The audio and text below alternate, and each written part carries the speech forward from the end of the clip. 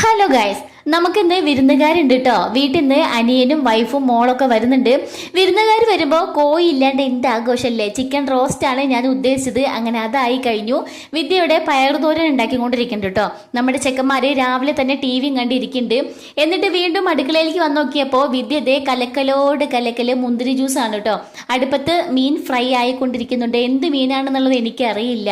അപ്പോൾ നമ്മുടെ കറികളൊക്കെ ഏകദേശം ആയി. അച്ചാറ്, സാമ്പാർ, പയർ തോരൻ, മീൻ വറുത്തത്, ചിക്കൻ റോസ്റ്റ്, പപ്പടം. എന്നാ പിന്നെ അവരൊക്കെ വരുമ്പോഴേക്കും ഒന്ന് റെഡി ആയേക്കാം. നോക്കിയേ, മുഖത്തൊരു കുരു ഒന്നിപ്പോൾ പോയതേ ഉള്ളൂ കേട്ടോ. അപ്പോഴേക്കും അടുത്തത് പൊട്ടി മുളച്ച് വന്നിട്ടുണ്ട്. വന്ന പാടെ അങ്ങോട്ട് പോവുകയാണെങ്കിൽ തരക്കേടില്ല. പക്ഷെ ഇത് ഇനി കറുത്ത് കുത്തും കോമയൊക്കെ ആയിട്ട് അവിടെ അങ്ങനെ ഇരിക്കും. അങ്ങനെ ഞാൻ ജസ്റ്റ് ഒന്ന് റെഡി ആയിട്ട് താഴെ ഇറങ്ങിയപ്പോഴേക്കും എൻ്റെ അനിയനും വൈഫും മോളൊക്കെ വന്നു. ഐലൂസ് ആദ്യമായിട്ടാണ് കേട്ടോ വീട്ടിലേക്ക് വരുന്നത്. എൻ്റെ അനിയൻ്റെ രണ്ട് കയ്യിലും കാര്യമായിട്ട് എന്തൊക്കെയൊക്കെയോ ഉണ്ട്. എന്തായാലും അവർ പോയിട്ട് നോക്കാം അല്ലേ. അങ്ങനെ അവർ വന്നു, ജ്യൂസൊക്കെ കൊടുത്തു. ഐലൂസ് നല്ല ഉറക്കായിരുന്നേ. അവളെ സോഫയിൽ കൊണ്ടേ ഇരുത്തിയതും ചെക്കന്മാരൊക്കെ അവളെ വട്ടം കൂടി. അവൾ ആകെ അന്തം വിട്ടു, ആരാ എന്താ എവിടുന്നൊക്കെ.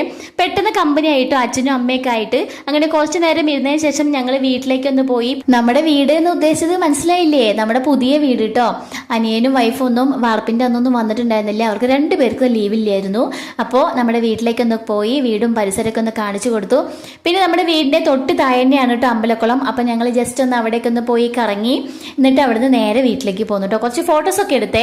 തിരിച്ച് വീട്ടിലെത്തിയപ്പോഴത്തേക്കും ഐലൂസിന് മാമുണ്ണന്റെ സമയമായി. അപ്പൊ ഐലൂസ് മാമുണ്ണൻ ഇരുന്നപ്പോ ഏട്ടന്മാർക്കും മാമു വേണം. അപ്പൊ വിദ്യ കണ്ണപ്പനുള്ള പ്ലേറ്റ് ആയിട്ട് വന്നു, ഞാൻ കുഞ്ഞുമണിക്കുള്ള പ്ലേറ്റ് ആയിട്ട് വന്നു. അങ്ങനെ ഞങ്ങൾ എല്ലാവരും കൂടെ ഹാളിൽ ഇരുന്നിട്ട് ടി വി വെച്ചിട്ട് അവർക്ക് മാമു കൊടുത്തു കേട്ടോ. ഐലൂസിന് പാട്ട് ഭയങ്കര ഇഷ്ടമാണ്. പാട്ട് ഇട്ട് കഴിഞ്ഞാൽ പിന്നെ ഭയങ്കര ഡാൻസ് ആയി. ഇപ്പൊ പിച്ചാൻ നടക്കണേ ഉള്ളൂ കേട്ടോ. പക്ഷെ ഇടയ്ക്കിടയ്ക്ക് ഇങ്ങനെ വീണുകൊണ്ടേയിരിക്കും. രണ്ടുപേരും കണ്ണന്മാരായതുകൊണ്ടാണ് തോന്നുന്നു. ഈ കണ്ണന്റെ അടുത്ത് തന്നെയായിരുന്നു കേട്ടോ ആ തുള്ളി കളിക്കുന്ന കണ്ണനും. ഭയങ്കര കമ്പനി ആയിരുന്നു കേട്ടോ രണ്ട് കണ്ണന്മാരും കൂടി. ചെക്കന്മാരുടെ കഴിക്കലൊക്കെ കഴിഞ്ഞപ്പോൾ എല്ലാവർക്കും ഭക്ഷണം കൊടുത്തു. അർജുനും ഇരുത്തിയിട്ടുണ്ട് കേട്ടോ കൂടെ.